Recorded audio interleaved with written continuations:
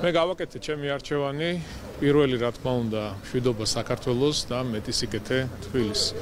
ერთადერთი ძალა, ვისაც დღეს რეალურად შეუძლია ქვეყანაში მშვიდობა შეინარჩუნოს, ეს არის ქართული ოცნება დემოკრატიული საქართველო. ერთადერთი ძალა, ვისაც რეალურად შეუძლია ქალაქის განვითარება გააგრძელოს, ეს არის ქართული ოცნება დემოკრატიული საქართველო. ჩვენ ბოლო წლების განმავლობაში ბევრი სასიკეთო მნიშვნელოვანი პროექტი განმახორციელეთ ჩვენ დედაქალაქისთვის, აბსოლუტურად ყველა მიმართულებით. თუმცა რჩება გამოწვევები, რჩება პრობლემები და ჩვენ მზად ვართ საზოგადოებას საარჩევნო კამპანიის ფარგლებში წარუდგინეთ კონკრეტული ხედვები თუ რა პროექტები იქნება განხორციელებული, რა გაკეთდება, თუნდაც ინფრასტრუქტურის მიმართულებით, თუნდაც ეკოლოგიური თვალსაზრისით, ეკოპოლიტიკის მიმართულებით, იგივე ჯანდაცვა, სოციალური პროგრამები, ახალი პროექტები, რომელიც დედაქალაქში იქნება ტრამვაის სახით, მეტროს სახით, ატრაქციონების პარკი და ასე შემდეგ. ძალიან ბევრი გვაქვს ალაპარაკო, ძალიან ბევრ პროექტზე მივაწოდეთ საზოგადოებას ინფორმაცია და რა თქმა უნდა მომდევნო 4 წელი იქნება საინტერესო და მნიშვნელოვანი ჩვენი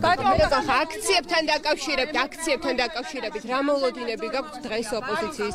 ეს პრობლემა და ამაჩვენების ლეგიტიმაციის აქციები არაფერი, ჩვეულებრივად ქვეყანაში სიტყვის და გამოხატვის თავისუფლება არის დაცული. ნებისმიერ ადამიანს შეუძლია. ეს პოლიტიკური ლიდერები რომ ციხეში არიან, ახალგაზრდები რომ ციხეში არიან. წერდილობა ხო არსებობს, ეთიკა ხო არსებობს. მესმის რომ არც ერთი გაგაჩნიათ, არც მეორე, მაგრამ თუ მაცლით, მადლობა ნაყოფ.